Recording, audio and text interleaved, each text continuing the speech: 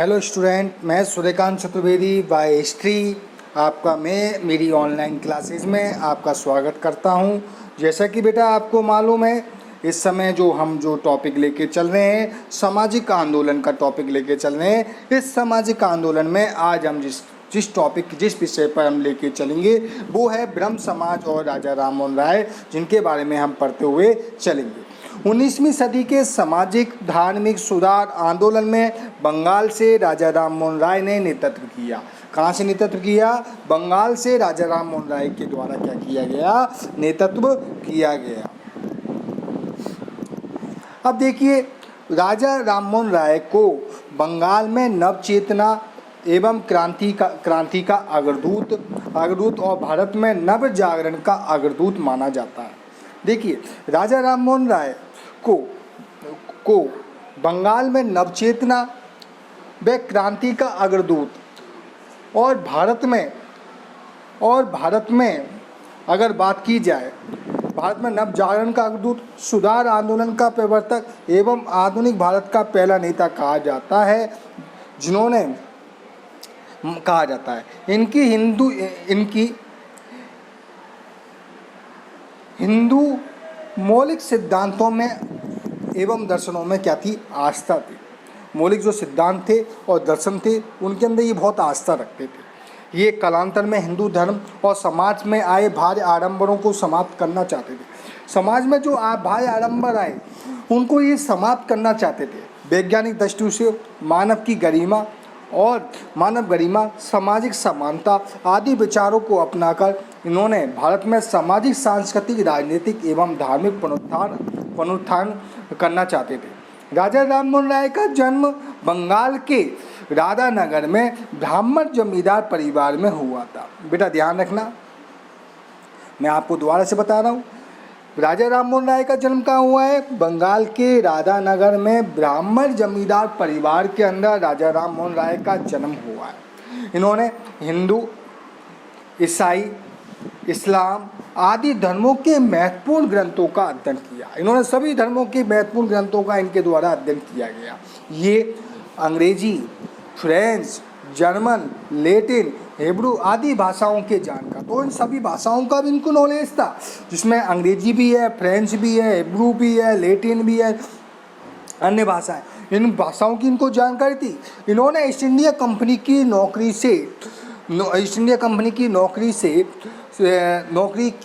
की, किंतु बाद में इससे क्या कर दिया? इन्होंने त्यागपत्र दे दिया। नौकरी भी करी, लेकिन उसके बाद में त्यागपत्र दे दिया और आगे चलकर इन्होंने अपने विचारों का प्रसार करने के लिए अपनी पुस्तकें लिखी। उन पुस्तकों में एकेश्वरवादियों का क्या है? उपहार है। पिस्टिस ऑफ जीसस नामक पुस्तक की भी लिखी। तोहफत उल मुहिदीन फारसी भाषा में लिखी गई। फारसी में मिरातुल अखबार, बेटा ध्यान रखना, फारसी भाषा के अंदर लिखे गए ये अखबार है।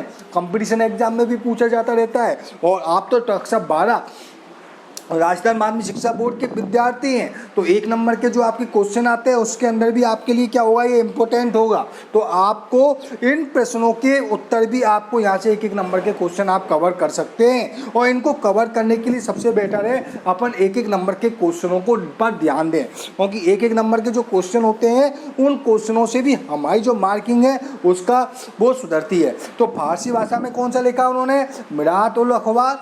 बांग्ला में क्या लिखा? संवाद कौमुदी। और हिंदी में कौन सा निकाला? बंगदूत। ध्यान रखना, फारसी भाषा में कौन सा निकाला? मिरातुल अखबार।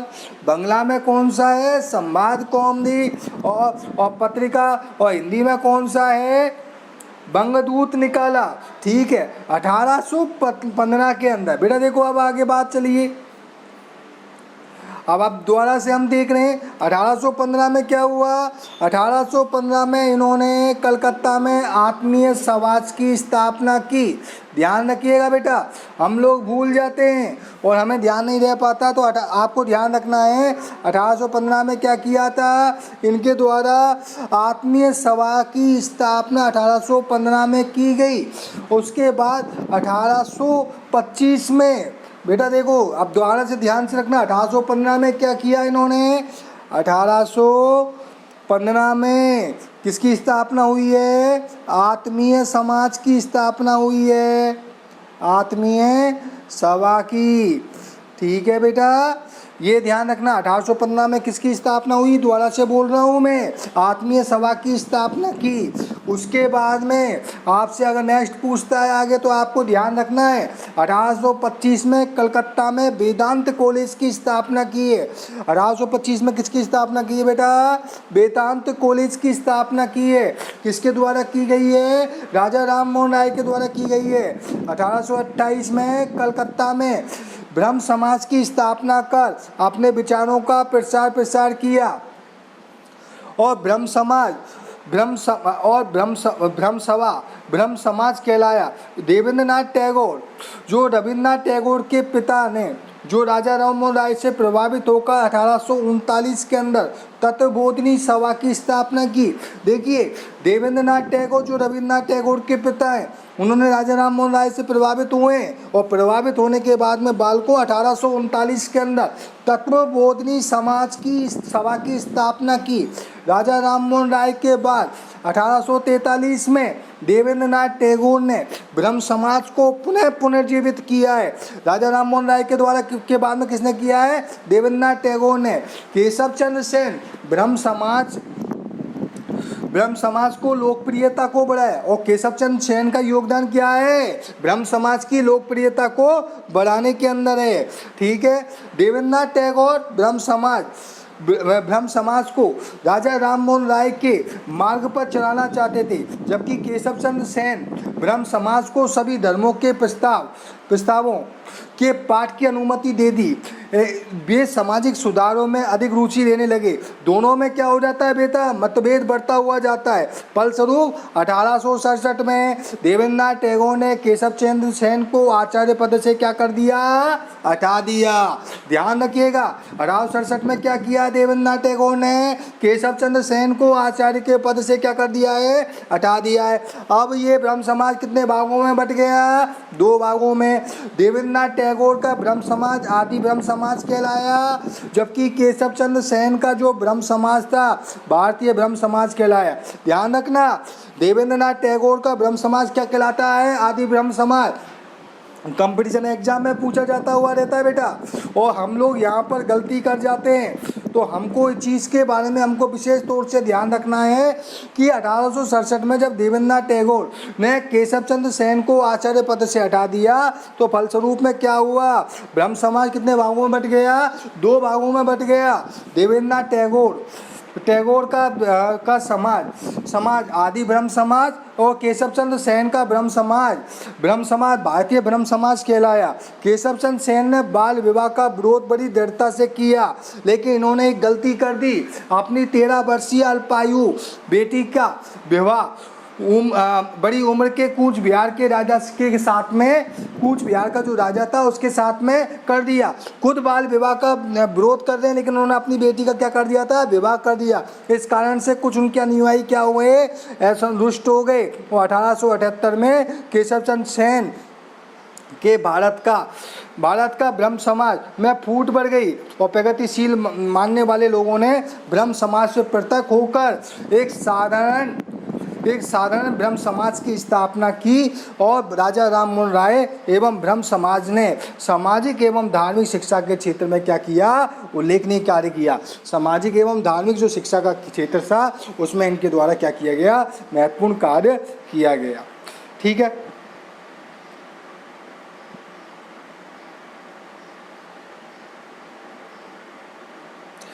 अब आगे बेटे क्या सामाजिक सुधार के क्षेत्र में क्या हुआ?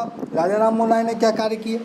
अब देखो, राजा राम मोहन राय और उनके ब्रह्म समाज ने भारतीय समाज में कालांतर में आई कई कुरीतियों का विरोध किया। राजा राम मोहन राय ने प्राचीन समाज धार्मिक ग्रंथों के आधार पर यह प्रमाणित करने का प्रयास किया कि कई सामाजिक रूढ़ियाँ मौलिक हिंदू धर्म में के विरुद्ध हैं। उन्होंने जाति प्रथा, ऐश प्रथा, सती प्रथा, बहु विवाह, बाल विवाह, पर्दा प्रथा आदि का विरोध किया और सती प्रथा को समाप्त करने के लिए क्या किया? आंदोलन भी चलाया। कौन सी प्रथा को? सती प्रथा को समाप्त करने के लिए उनके द्वारा क्या चलाया गया? आंदोलन भी चलाया गया। कौन सी प्रथा थी बेटा? सती प्रथा।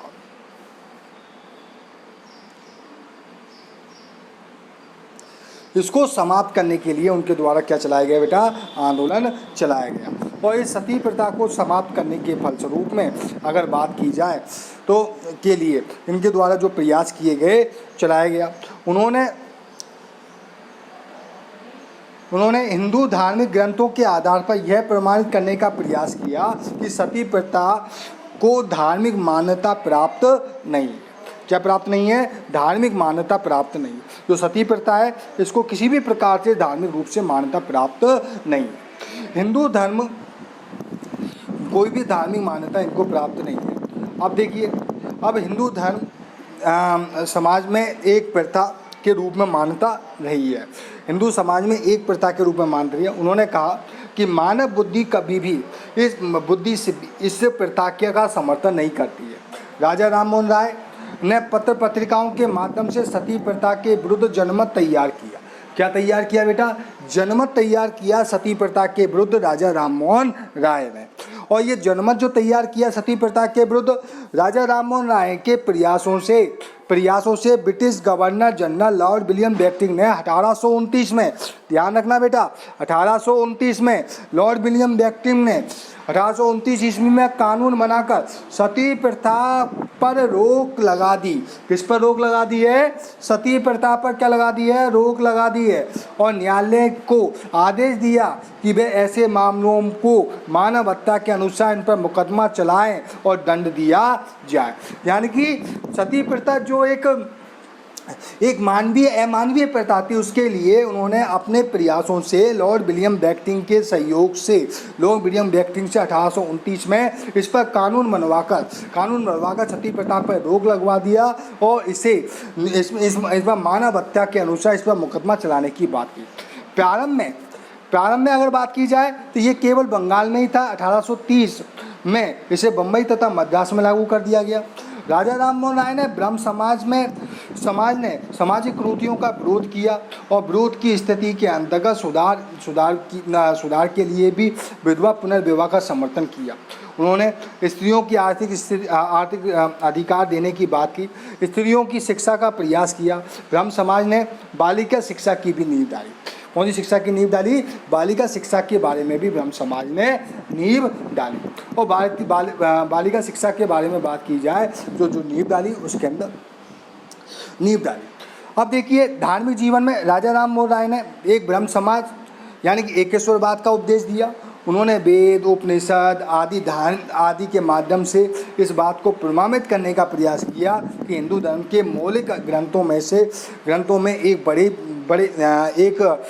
ब्रह्म की बात की गई है। किसकी बात की गई है? एक ब्रह्म की बात की गई है। उन्होंने निरर्थक पांतिक अनुष्ठानों और आडंबरों का विरोध किया। उनका विश्वास था कि वेदांत दर्शन तर्क शक्ति पर आधारित है। कौन सा दर्शन? वेदांत दर्शन। राजा राम मोहन राय ने कहा, यदि कोई दर्शन परंपरा आदि की कसौटी पर खरा न उतरे तो वे समाज के लिए उपयोगी न हो तो मनुष्य को उन्हें त्यागने में हिचकना नहीं चाहिए। जो किसी भी प्रकार से समाज के लिए उचित ना हो उसको त्याग भी देना चाहिए। उन्होंने ईसाई धर्म में व्याप्त अंधविश्वासों की आलोचना की। राजा राम मोहन राय विश्व के सभी मत और पंथों के मौलिक एकता पर विश्वास करते थे। ब्रह्म समाज में राजा राम मोहन राय ने एकेश्वरवाद एवं मूर्ति पूजा आदि के विश्वास की मान्यताओं को प्रसार किया और इन सारी चीज़ों का इनके द्वारा क्या किया गया? प्रसार किया गया। राजनीतिक विचार, राजा राम मोहन राय के बारे में राजनीतिक विचारों में बात की जाए तो मैं आपसे कहना चाहूँगा, राजा राम मोहन राय राजनीतिक क्षेत्र के अंतर्गत उदारवादी विचारों के समर्थक थे। कौन से विचारों के? उदारवादी। उन्होंने भारतीयों में राजनीतिक चेतना उत्पन्न करने का योगदान दिया कि लोगों के अंदर क्या किया जाए? राजनीतिक चेतना उत्पन्न किया जाए। राजनीतिक विषयों पर उन्होंने जन आंदोलन प्रारंभ किया। उन्होंने श्रेय करने का श्रेय राजा राम मोहन राय को जाता है। किसको जाता है? राजा राम मोहन राय को इन चीज़ों का श्रेय करने का जाता है। उसके पश्चात उन्होंने वरिष्ठ सेवाओं में भारतीयकरण, कार्यपालिका का न्यायपालिका से पृथककरण, जूरी द्वारा न्याय प्रदान करना, भारतीय एवं यूनानी लोगों के बीच में न्याय की समानताओं आदि की मांग की। उन्होंने भारतीय लोगों के उन्होंने भारतीय प्रशासन में सुधार के लिए प्रयास किए।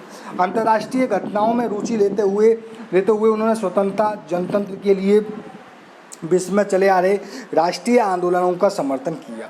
इन्होंने मुगल बादशाह अकबर द्वितीय को मुगल बादशाह अकबर द्वितीय ने कहाँ भेजा था? इंग्लैंड भेजा था। किसने भेजा था? ध्यान रखिएगा, मुगल बादशाह अकबर द्वितीय के द्वारा इनको इंग्लैंड भेजा गया था। राजा राम मोहन राय ऐसे पहले भारतीय थे जिन्होंने ब्रिटिश संसद में अपनी भारतीय मामलों पर परामर्श दिया, और इनको पहले ऐसे भारतीय माना जाता है जिन्होंने ऐसे ब्रिटिश मामलों पर भारतीयों को भारतीय संसद में अपने क्या रखे थे? परामर्श दिया था। तो ठीक है, हम यहाँ पढ़ रहे थे। अब आ चलता है बेटा आर्थिक विचार के बारे में। राजा राम मोहन राय के आर्थिक विचारों के बारे में हम देख रहे हैं। आर्थिक विचारों के क्षेत्र में जनसाधारण के आर्थिक शोषण से मुक्ति दिलाने का प्रयास किया। बंगाल में जमींदारों द्वारा कृषकों के शोषण का इन्होंने विरोध किया। शिक्षा के क्षेत्र में कार्य, राजा राम मोहन राय ने पाश्चात्य शिक्षा प्रणाली एवं अंग्रेजी शिक्षा के समर्थक थे। ध्यान रखिएगा, राजा राम मोहन राय जो थे वो पाश्चात्य शिक्षा प्रणाली और अंग्रेजी शिक्षा के समर्थक थे। उनका मानना था कि आधुनिक विचारों का प्रसार के लिए आधुनिक शिक्षा आवश्यक है। कौन सी शिक्षा आवश्यक है? आधुनिक शिक्षा आवश्यक है। उन्होंने कलकत्ता में कॉलेज एवं स्कूलों की स्थापना कर अंग्रेजी शिक्षा को क्या दिया? बढ़ावा दिया। कलकत्ता में किसकी स्थापना की? कॉलेज एवं स्कूलों की स्थापना की, और उन्होंने क्या किया? अंग्रेजी शिक्षा को क्या दिया? बढ़ावा दिया। कौन सी शिक्षा को बढ़ावा दिया बेटा? अंग्रेजी शिक्षा को बढ़ावा दिया है। और उन्होंने वेद और उपनिषद की भाषाओं, कौन सी भाषा? वेद और उपनिषद की जो भाषा हैं उनके बारे में भी इन्होंने क्या किया है? बात कही है। ठीक है, वेद और उपनिषद को बांग्ला भाषा में अनुवाद किया। वेद और उपनिषदों को क्या किया? बांग्ला भाषा में इन्होंने क्या किया है? अनुवाद किया। इन्होंने पत्रकारिता के क्षेत्र में उल्लेखनीय कार्य किया है, जिसके कारण उन्हें भारतीय पत्रकारिता का क्या कहा जाता है? अग्रदूत कहा जाता है। क्या कहा जाता है? अग्रदूत कहा जाता है। क्या कहा जाता है? भारतीय पत्रकारिता का अग्रदूत कहा जाता है। किसे कहा जाता है? राजा राम मोहन राय को कहा जाता है। ठीक है बेटा, यहाँ तक हम चल रहे हैं। राजा राम मोहन राय के बारे में पढ़ रहे हैं। अग्रदूत कहा जाता है।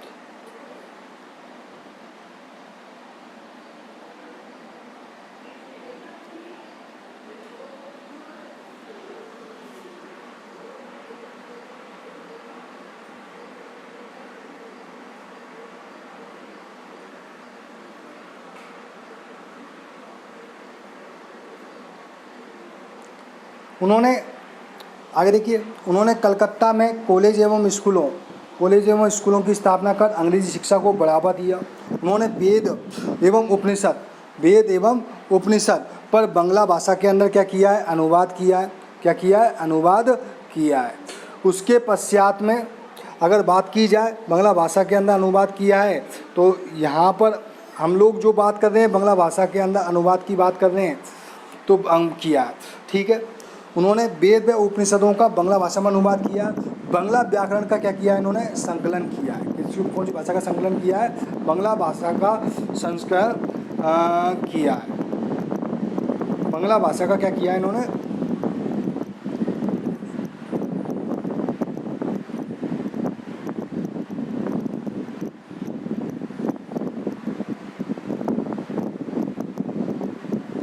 का संकलन किया। पत्रकारिता के क्षेत्र में उल्लेखनीय कार्य किया है, जिसके कारण इनको भारतीय पत्रकारिता का क्या कहा जाता है? अग्रदूत कहा जाता है। और पत्रकारिता के क्षेत्र में क्या किया? इनके द्वारा महत्वपूर्ण कार्य किए गए, जिसके कारण इनको क्या कहा जाता है? भारतीय पत्रकारिता का अग्रदूत कहा जाता है।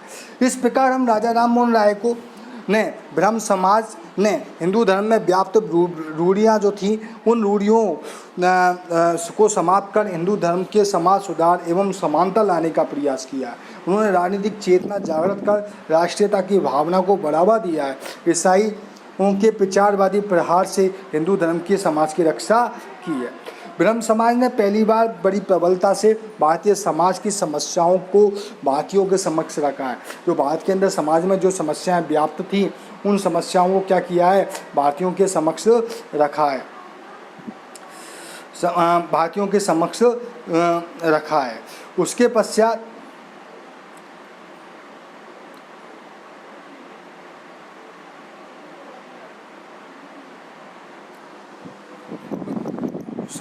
समानता लाने का प्रयास किया। उन्होंने जनजागृत राष्ट्रीय हिंदू धर्म समाज की रक्षा की है।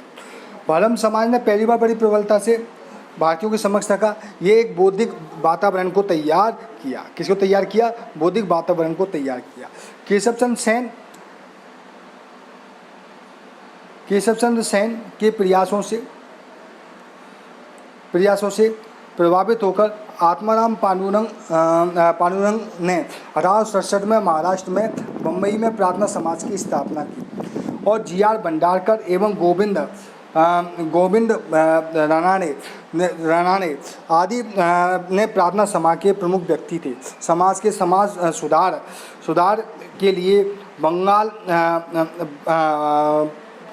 लिए बंगाल में ब्रह्म समाज के द्वारा किए गए कार्य, समाज के द्वारा जो कार्य किए गए वही कार्य महाराष्ट्र में प्रार्थना समाज के द्वारा किए गए। यानी कि बम्बई में ब्रह्म समाज के द्वारा जो कार्य किए गए वही महाराष्ट्र में प्रार्थना समाज के द्वारा किए गए। यानी कुल मिलाकर कहा जाए तो बालकों, मैं आपसे ये कहना चाहूँगा कि राजा राम मोहन राय के द्वारा जो कार्य किए गए वे अगर देखा जाए तो उनसे समाज में व्याप्त जो रूढ़ियाँ थी उनको राजा राम मोहन राय के द्वारा दूर करने का प्रयास किया गया। आगे महत्वपूर्ण योगदान दिया गया और समाज में जो सबसे व्याप्त जो बुराई थी वो कौन सी थी? सती प्रथा थी। इस सती प्रथा जैसी अमानवीय प्रथा का उनके द्वारा विरोध किया गया और लॉर्ड मीडियम्स बैक्टिंग से कानून बनवाया गया। तो ये आज हम पढ़ रहे थे बेटा राजा राम मोहन राय के बारे में। जहाँ तक है मुझे अच्छा है, मेरे को लगता है कि आपको ये टॉपिक समझ में आया होगा, आपको अच्छा लगा होगा। अगर आपको मेरा टॉपिक पसंद आता है, अच्छा लगता है तो लाइक कीजिए, सब्सक्राइब कीजिए। मिलते हैं नए वीडियो के अंदर नए टॉपिक के साथ में बेटा। और हमारा जो नया टॉपिक होगा वो होगा आर्य समाज और दयानंद सरस्वती। और इसके साथ में हम आपके साथ में नेक्स्ट वीडियो में मिलेंगे। और इस प्रकार हम आज आपके साथ में ये टॉपिक राजा राम मोहन राय को हमने कंप्लीट किया। ठीक है बेटा, दोबारा मिलते हैं नेक्स्ट वीडियो में। पसंद आए तो डेफिनेट आप सब्सक्राइब करिए, लाइक कीजिए। ठीक है, आज के लिए इतना ही।